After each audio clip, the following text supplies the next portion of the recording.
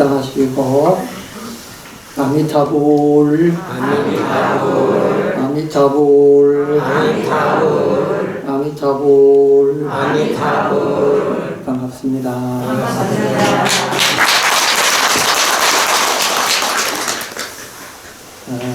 오늘 이제 대보름입니다. 정초가 시작돼서 오늘까지는 물론 이제 세배도 다니고 또 이제 어른들한테 인사도 가고 뭐 그렇게 보름 동안은 허용인데 오늘이 음력으로 1년 12달 가운데서 처음 맞는 보름이기 때문에 큰 대자를 붙여가지고 대보름이라 이렇게 이야기를 합니다. 오늘 아침에 다 보름하고 기말기술 다 드셨습니까? 네. 예. 우리는 아직 못 먹었습니다.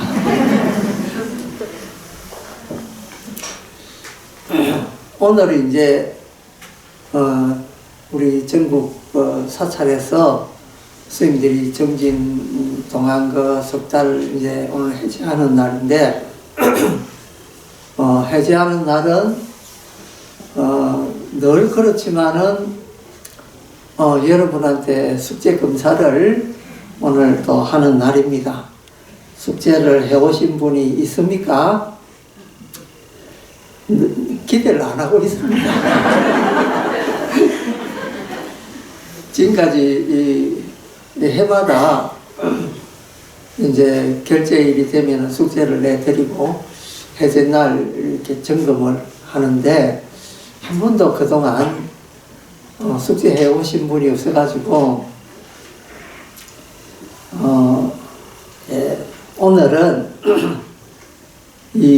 원래 이게 숙제 내주는 그 숙제가 해답이 공식으로 없습니다. 왜 그러냐면요. 그게 해답할 수 있는 사람이 자기 자신이기 때문에 자기 자신만이 대답을 할 수 있습니다. 근데 이 사람 해답이 다르고 저 사람 해답이 다르고 사람마다 근기와 개성이 다르기 때문에 대답이 동일하게 나오지 않는다. 이제 이런 말이죠. 옛날에 그 중국 사람들이 이 불교, 도교, 유교 이 세 가지를 표현을 어떻게 하냐면요. 식초를 한 동이를 떠놓고 각각 그 종교를 만드는 시조들한테 그 식초를 먹어봐라. 맛을 봐라. 맛을 보고 그 맛이 어떤가를 좀 이야기를 해달라. 그래가지고 처음에 이 불교의 시조인 서가모니 부처님께서 그 식초를 찍어 맛을 봐. 맛이 어떻습니까? 쓰다. 그 다음 이제 그 도교의 창시자인 노자한테 물은 노자는 맛을 보더만 달다라고 이야기했어요. 그리고 세 번째 유교를 만드는 공자한테 맛이 어떠냐 이러니까 공자한 말이 시다. 네, 여러분들 식초 먹어보면은 씁니까? 답니까? 십니까? 신게 가깝죠. 근데 왜 그렇게 표현하냐면 서가 부처님은 이 세상 모든 일들을 고통으로 본 거예요. 그러니까 불교의 기본적인 관념이 뭐냐면은 이 세상 모든 것은 고통이다. 고통에서 우리가 이렇게 사는 것이 괴롭기도 하고 생로병사가 그것 때문에 생긴 거다. 그러니까 인생은 결국 고통이다. 그러니까 즐거운 일이 있어도 결국 끝에 가서는 그게 고통으로 변한다. 이게 부처님의 생각이에요. 그러니까 그 식초를 맛을 봤는데도 쓰다라고 했네요. 쓸고 짜잖아요. 그러니까 부처님은 쓰다. 그 다음에 이제 노자는 왜 달다라고 했냐. 노자는 모든 것이 그냥 그게 원래 그런 거야. 이렇게 생각합니다. 노자의 사상은 모든 것이 그냥 그렇다. 무기자연이잖아. 모든 것은 자연스러운 거야. 이렇게 뭐. 그래서 나쁜 것도 그 좋은 거야. 좋은 것도 좋은 거야. 결국 그러니까 식초 맛을 달다라고 표현해. 근데 공자님이 먹어본 그 식초는 시다라고 표현했는데, 공자님의 말씀은 굉장히 현실에 이 초점이 놓여져 있습니다. 그러니까 공자는 어떻게 하면은 사람 사이에서 제대로 살 수 있고, 또 정치하는 사람은 어떻게 하면 정치를 잘할 수 있고, 우리가 사회생활은 어떻게 하면 사회생활을 잘할 수 있다, 어떻게 하면 인간으로서의 그 품격을 갖출 수 있나, 이거를 원래 주장하고 가르친 분이거든. 그러니까는 세상을 있는 그대로 보는 거예요. 그러니까 우리가 맛보는 거하고 똑같이 이야기하는 거예요. 시다라고. 그것처럼 이 화두라는 것도 여러분한테 다 숙제는 드렸지만은 해답이 똑같을 수가 없는 거예요. 그러니까 요번에 내 애들이 숙제가 뭡니까? 절벽 끝에 나무 가지가 하나 있는데 그 가지를 입으로 딱 물고 있는데 밑에서 누가 이름이 뭐냐 이렇게 물었는데 입을 벌리고 있습니다. 그러니까 손발이 이렇게 딱 묶여 있는 상태라.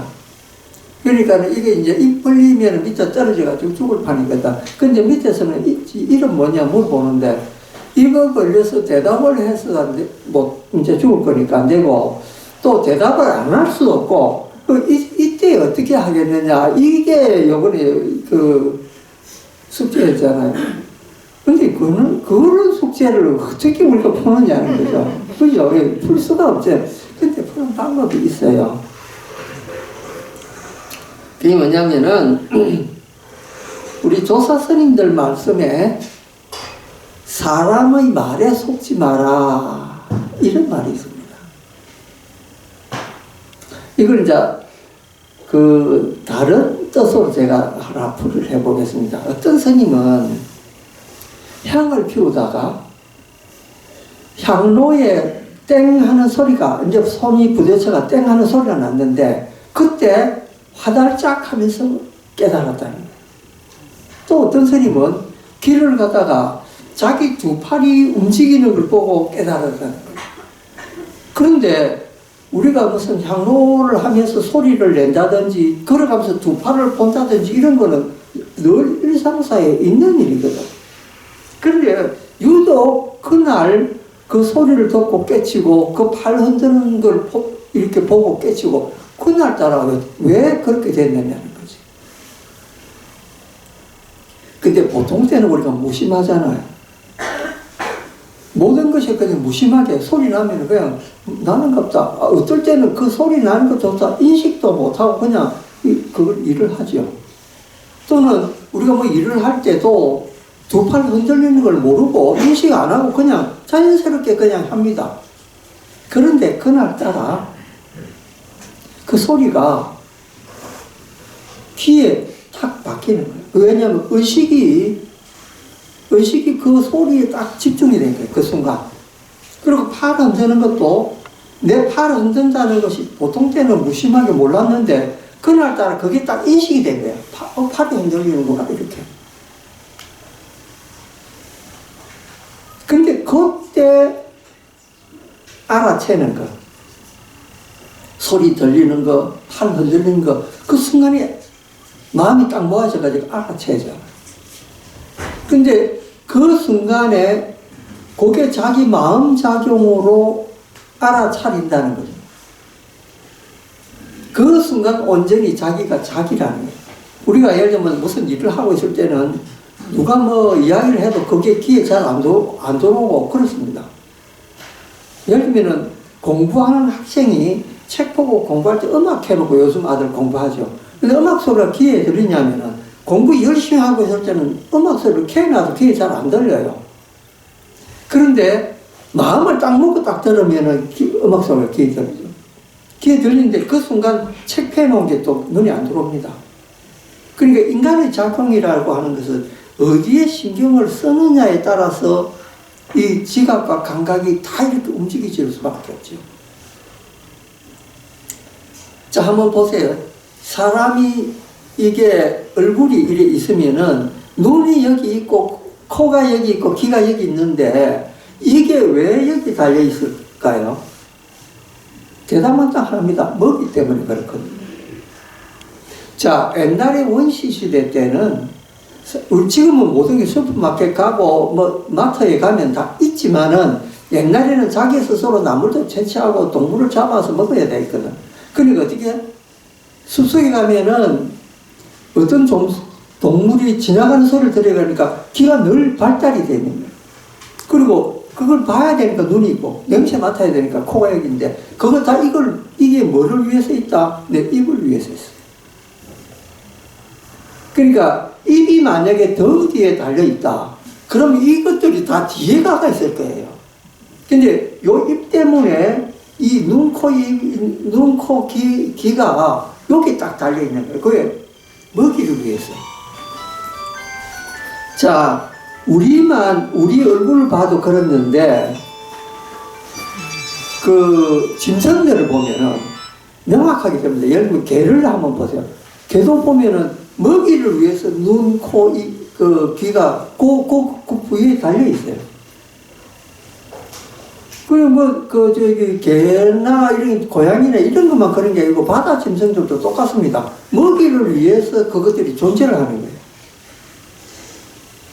그러니까 이 얼굴 생김새, 이렇게 팔다리라든지 이런 게 다 하나로 기결이 됩니다. 그게 뭐냐면 먹이를 위해서. 그러니까 인간이 잘생기고 못생기고 이거는 인간의 판단이고 원래는 왜 그렇게 생겼느냐? 다 먹이 때문에. 그러니까 코가 왜 있느냐? 먹이 냄새 맡으려고 원래 있는 거예요. 그게 발전이 되면서 숲의 향기도 맡고 향냄새 맡고 이런 거지. 원래 목적은 뭐냐면 먹이 때문에 존재하는 거다. 눈도 그렇고 귀도 그렇다.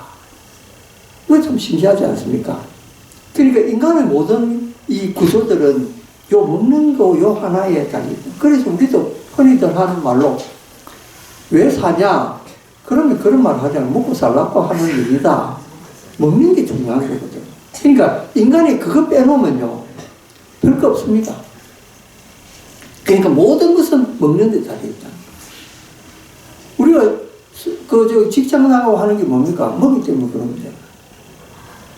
그러니까 7, 80 평생 동안에 하는 게 뭐냐? 먹는 거예요. 목적이거든. 그러니까 인생이라고 하는 걸 생각해 보면은, 아, 이게 먹는 게 전부구나. 그래서 이 모든 것을 버리고 떠난 스님들도 부처님이 말씀하셨잖아요. 스님들은 가진 게 없지만은 딱 두 가지는 가져야 된다. 하나는 밥그릇. 바로 때 있잖아요. 그거하고 옷 세 벌.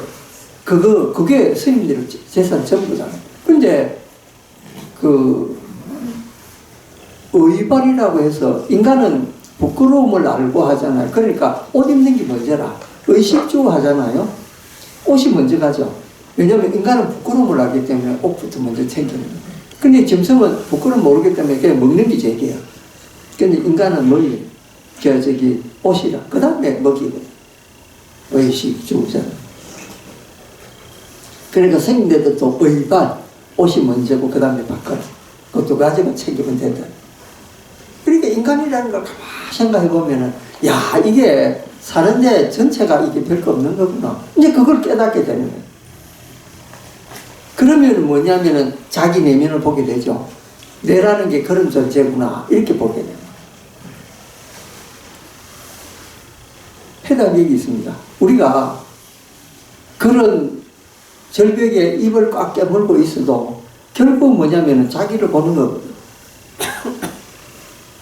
그러니까 이 허공에 나무를 물고 이렇게 있어도 보통 때는 그 사람이 이름이 뭐냐 할 때까지 고통스럽다는 생각만 하지 이름 이야기하면서 입 벌리면 좋겠다라는 생각을 안 하잖아요. 근데 밑에서 이야기했기 때문에, 야, 내가 내 대답하다가 입 벌리면 떨어지겠구나. 그 생각을 그때 하는 거예요. 그럼 뭡니까? 의식이 어디에 있는 겁니까? 내 귀를 통해서 이름 뭐냐라는 걸 할 때 정신이 바짝 걸로 쏘이는 거예요. 근데 그거 하기 전에는 자기는 몰랐는 거예요.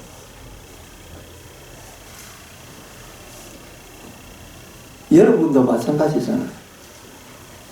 근데 그런 질문을 제가 안 던졌으면은 여러분 그에 대해서 그 생각을 하겠습니까? 아이고, 쭉 해답이 뭔가 그 생각 안 하겠죠? 그 결국은 뭡니까? 내가 이 자리에 있기 때문에 나는 지금 안전하게 있는데 그 소리를 들었기 때문에 그 해답이 뭘까? 이제 그렇게 생각해 보게 돼요. 중국의 당나라 때 백거이라고 하는 시인이 있습니다. 그 시인이 자기 그 마을에 위에 절에 아주 훌륭한 스님이 계신다고 해서 그 스님 소문을 듣고 있는 스님을 찾아간 거예요. 근데 그 스님 이름이 조가라고 하는 스님인데, 이름이 왜 조가냐 하면은 그 스님은 참선할 때 방에서는 하는 게 아니고 소나무에 올라가가지고 소나무 솔가지가 이래 있는데 그 솔가지 위에 앉아가지고 참선하는. 그래서 이름을 조과라고 부릅니다. 이 조라는 게 세조자 쓰고 과자는 그 까마까치들이 집 짓는 거 있잖아요. 그거를 과라고 부릅니다. 한문으로는. 그래서 새 집에 앉아가지고 공부하는 스님이다 이래가지고 조가 스님이라 불러요. 그래 이제 이 스님이 앉아 있으니까 그 백거이가 이제 이렇게 온 거라. 하면서 스님한테 불교를 이치를 물으러 왔는데, 스님이 그 나무 꼭대기에 앉아가지고 이래 있는데 보니까 위태위태하거든. 그러니까 하는 말이, 스님 위험합니다 이렇게 해요. 그러니까 스님이 밑을 내다보면서 네가 위험하다.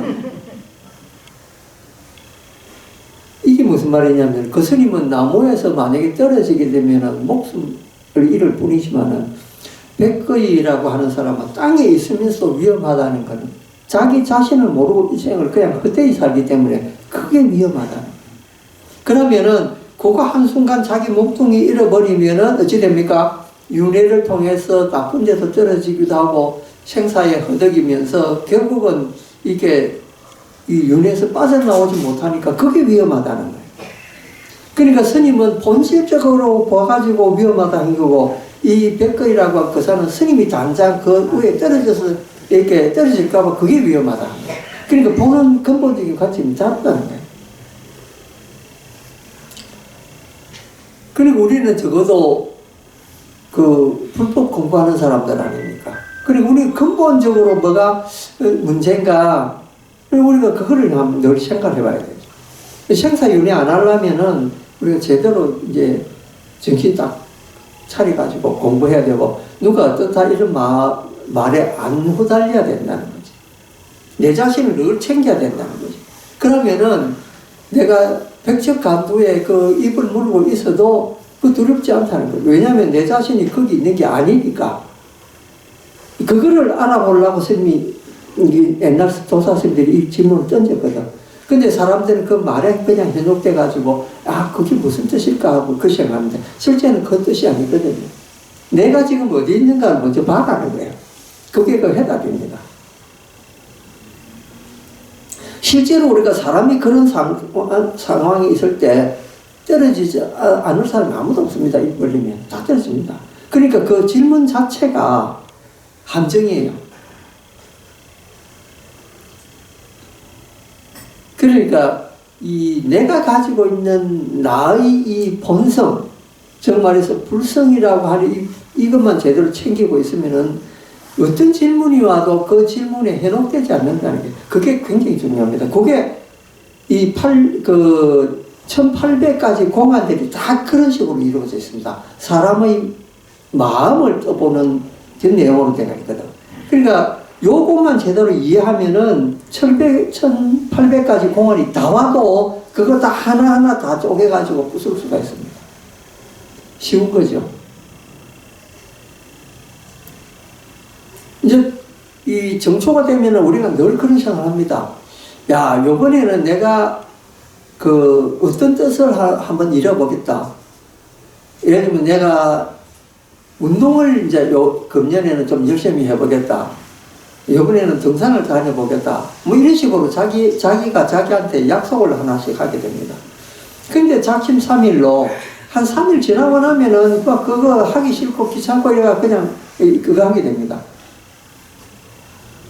그게 이제 우리 인간이 보통 하는 일들인데, 근데 실제 우리가 이 공부를 해보면은 하루아침에 이루어지는 게 없잖아요.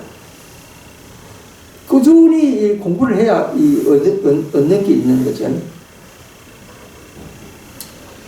그런데 우리 불성을 닦는 것도 이와 마찬가지로 어떻게 하면은 불성을 제대로 볼까? 근데 그게 쉬운 일이겠습니까? 그래서 오늘은 제가 여러분한테 아주 쉬운 공부법을 하나 알려드리겠습니다. 이 공부법은 절에 오나 집에 있으나 길거리 가나 관계없이 할 수 있는 공부입니다. 여러분, 오늘 또 우리가 시작하기 전에 아미타불을 3번을 했는데, 늘 하지만은 여러분들도 각각 무슨 일이 생기면 관세음보살 그런 분도 있고 또 아미타불 하는 분도 있고 있잖아요. 그거 왜 합니까? 그거 하면서 내 마음을 이렇게 한번 돌이켜 보려고 이제 그렇게 하는 거거든. 근데 이 아미타불이나 관세음보살 이렇게 부르는 이게 굉장히 단어가 추상적입니다. 그래서 우리가 추상적이지 않은 단어를 이용해서 이제 공부를 한번 해보자. 그죠? 여러분들이 그 세계 60억 인구 가운데서 여러분은 다음에 한 사람 부릅니다. 60억 인구가 엄청나게 많지만은 여러분하고 똑같이 생긴 사람은 없고 여러분하고 똑같은 마음을 가진 사람은 없습니다. 그러니까 여러분은 60억 인간들 가운데서 단 한 사람뿐이라는 거죠. 아니, 그것뿐만 아니고 나아가서 우주에, 저 너는 우주에 외계인이 있다 하더라도 여러분 한 사람밖에 없습니다. 그걸 뭐라고 부릅니까? 유아독존이라고 부르죠. 유아독존. 유아독존은 내 홀로 뿐이다니게. 내 홀로 고귀하다. 여러분 자신들이 다 고귀한 존재들이죠. 그래서 서가부처님이 태어나면서 천상천하의 유아독존 이런 말을 했다는 거 우리가 알고 있잖아요. 그 천상천하가 뭡니까? 전 우주를 말하는 거예요. 전 우주에 존귀한 거는 나다 이렇게 이야기한 거잖아요. 근데 그게 부처님만 해당되는 것이 아니고 여러분도 그게 해당이 됩니다. 여러분도 결국 유아독존이라 내 혼자 하나가 우뚝하다 이거지. 우주에 아무리 찾아도 봐도 여러분하고 똑같이 생긴 존재는 세상에 없습니다. 그러니까 여러분 얼마나 귀한 존재입니다.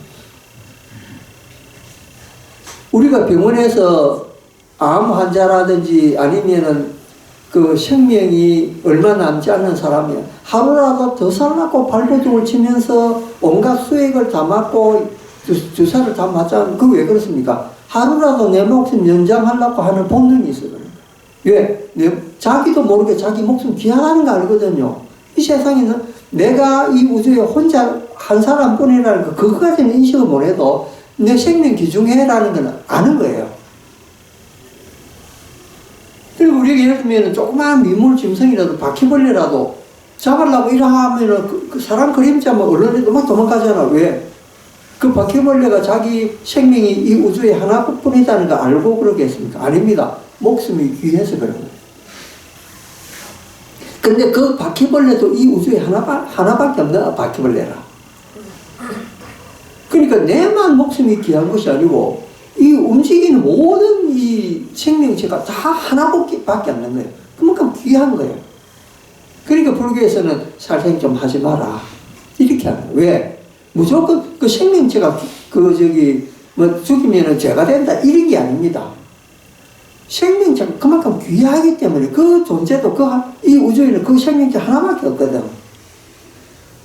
그러니까 귀한, 그러니까 우리 목숨이나 그 목숨, 파리 목숨이나 목숨의 가치는 똑같다는데, 불교적 입장에서 보면 그래요. 파리 목숨은 진짜 가볍냐? 그게 아닙니다. 그 파리도 우주에 그 하나밖에 없는 거예요.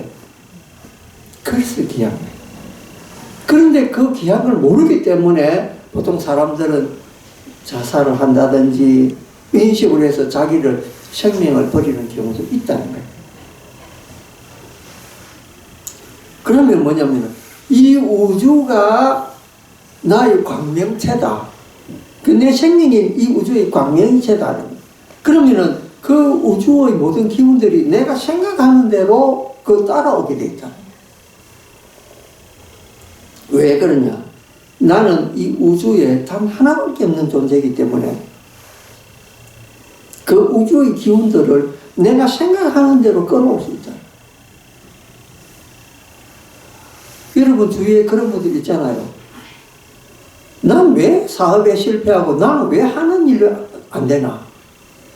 근데 그분들 이야기를 가만히 들어보면은 그 말 속에 긍정적인 거는 별로 없고 나는 늘 이렇더라. 이런 낙심하는 마음이 가득 차가 있습니다. 또 그런 사람들은 남을 또 원망합니다, 주로. 그러니까 이제 그런 부정적인 마음 때문에 자기 인생이 그렇게 부정적으로 흘러가게 되어 있습니다. 욕설 많이 하는 사람들 보고 이렇게 보면 그 사람 행복한 사람 별로 없습니다. 왜? 자기 욕설이 자기한테 돌아오거든요. 남한테 하는 욕설이라고 하는데 알고 보면은 자기한테 돌아옵니다. 말을 곱게 안 하는 사람들은 그 사람 삶을 이렇게 듣다 보면 행복한 것 같지가 않아요. 왜냐하면 말을 하는 순간에 그게 자기가 업이 되어버리거든. 그러니까 늘 이제 난 안 좋다. 난 불행하다. 그런 생각 하잖아요. 그러니까 그럴 생각할 필요가 없는 거예요. 예를 들면 내 자신과 심지어는 나의 남편이나 또는 아내나 혹은 나의 자식들조차도 내하고 전혀 다른 개체입니다. 내가 낳았다고 해서 그게 내하고 같은 개체는 내하고 전혀 다른 생명이거든. 예를 들면은 아들이 취직이 안 된다고 해서 또 일이 잘 안 풀린다고 해서 여러분이 걱정한다고 해서 거의 풀립니까? 안 풀립니다. 왜 그렇습니까? 그 사람하고 여러분들하고는 업이 다르기 때문에 내 자식이라 하더라도 내하고 전혀 다른 업을 가지고 태어났기 때문에 그 애는 그의 업대로 자기 삶을 꾸려가게 됩니다. 그러니까 내가 걱정한다고 해서 부모니까 걱정하는 거지. 그러나 내가 걱정한다고 해서 그 일이 풀릴 수는 없는 거예요. 결국 지 인생은 자기의 업대로 살아가는 거기 때문에 우리가 그걸 인식하는 순간 내 아들이 어떻고 내 남편이나 내 부인이 어떻다 하더라도 그걸 걱정할 필요가 없는 거예요. 그게 뭡니까? 자기를 잘 챙기면 된다는 거죠. 그러면서 집안 사람들한테 좋은 에너지를 주는 것이 여러분의 몫이라는 거예요. 여러분 좋은 에너지를 주는 방법 단 하나입니다. 감사하다는 말 말고는 상대방한테 에너지를 줄 수가 없습니다. 다른 말이 없습니다. 얼마 전에 우리 관음사에 어떤 불자님이 한 분 요만한 부처님을 한 분 모시고 왔습니다. 그 부처님을 집에 모셔놓고 그분은 아미타불 정진을 했는데 부인이 남편이 그 불상 앞에서 아미타불 정진하는 걸 보고 너무 싫어가지고 그거 좀 치워버려라고 날 그렇게 했답니다. 그래서 견디다 못해가지고 불상을 가져온 거예요. 자, 그러면은 아미타불이라는 말 대신에 그 부인한테 아이고 뭐 이야기하면 아이고 고맙습니다, 감사합니다 이랬으면 부인이 과연 그랬을까요? 그러니까 제가 아침에 조금 전에도 말씀드렸지만은 추상적인 단어는 관세음보살이나 아미타불은 추상적인 단어인데 감사합니다라는 실제적인 단어예요. 그러니까 그건 누구한테 써도 다 되는 거야.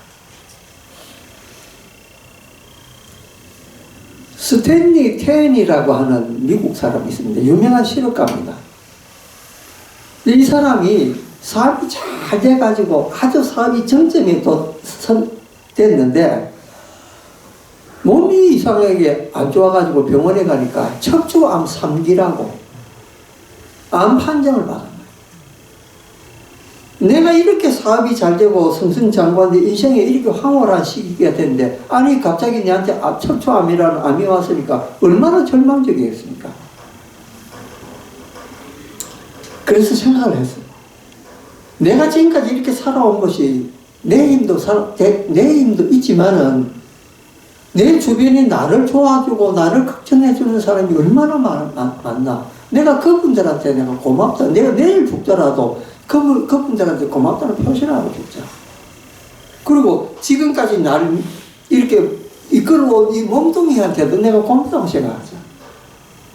그래서 그때부터 감사합니다라는 말을 시작을 하기 시작합니다. 병원에 가서 의사 선생님한테도 감사합니다. 차를 탈 때 그 자기를 데려주는 운전기사한테도 감사합니다. 길거리에 걸어가는 사람만 봐도 감사합니다. 왜? 내 물건이 저 사람들이 누가 이름은 모르겠지만 누가 사줬잖아요. 그래서 고맙다는 거예요. 그래서 세상 모든 거를 고맙다는 이제 이 말을 하기 시작해요. 그리고 회사에도 이제 그 암 3기니까 못 나간 거예요. 그리고 회사는 그 간부들한테 몇 개 두고 자기는 집에 와서 그냥 암 치료하면서 이제 그렇게 지내고 있었는데 어느 날 몸이 너무 가뿐해서 병원에 가보니까 암이 사라졌다는 거예요. 그래가지고 그 다음날 이제 출근을 했는데 그 회사 사람들이 모두 놀란 거예요. 아니 사장님 어떻게 해? 나 병이 나섰다네.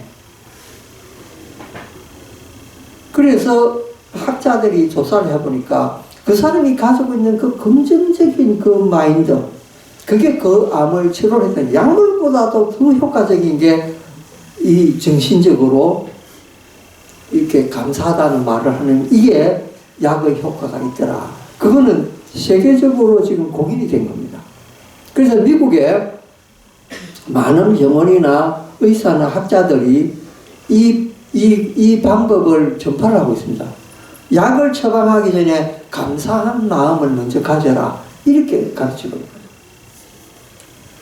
일본에도 그런 경우가 있습니다. 일본의 2차 그 전쟁에 참전했던 어떤 용사 하나가 그 몸이 굳어가는 병이 걸렸어요. 근데 이제 그 잘 알고 있는 어떤 스님이 한 분 왔는데 그 스님한테 이야기했어요.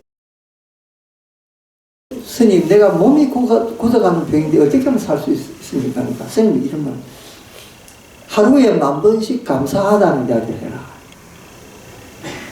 그러니까 이 군인이 눕어가지고 입만 달싹달싹 하는데 이제 이 몸이 너무 아프니까 소리도 못 내고 몸은 이제 굳어가는 병이니까 뻣뻣하게 돼가 팔 잡히면 못 움직여요. 그렇게 이제 그 속으로 스님이 하고 이제 그 가르친 대로 10,000번씩 감사하다는 말을 하는데 어느 날 자기 아들이 감을 하나 이렇게 아버지한테 주면서 아버지 감 드세요. 근데 이 사람이 자기도 모르게 감사합니다 하면서 이렇게 움직이는데 팔이 움직인 거예요. 팔이 움직여서 감을 잡은 거야. 깜짝 놀랐습니다. 아니 내 팔이 움직이다니. 그러면서 점차적으로 이 사람이 몸이 움직이기 시작했는데 병이 나중에 그 몸 굳는 병이 나왔어요. 감사의 치유라는 게 그래서 놀랍습니다. 여러분들도 감사하다는 말 여러분 하루에 10번 합니까? 안 하거든요. 이제는 10,000번은 아니더라도 한 100번씩은 하고 지내자. 예, 그러면 마트에 가서 캐시하는 아줌마한테도 감사합니다. 그냥 뭐 물건 들고 나오기 바빠 이게 아니고 감사합니다. 그리고 거기서 시시코너에 가서 안내해주는 아줌마한테도 감사합니다. 무조건 감사 한 100번 정도 하면은 여러분들 얼굴 주름살 걱정 안 합니다. 이게 저절로 펴질 겁니다. 그러니까 세상에서 가장 좋은 약이 뭐냐? 감사합니다라는 약. 오늘 정초에는 이 약을 복용하면서 우리가 1년을 지내도록 하겠습니다. 감사합니다.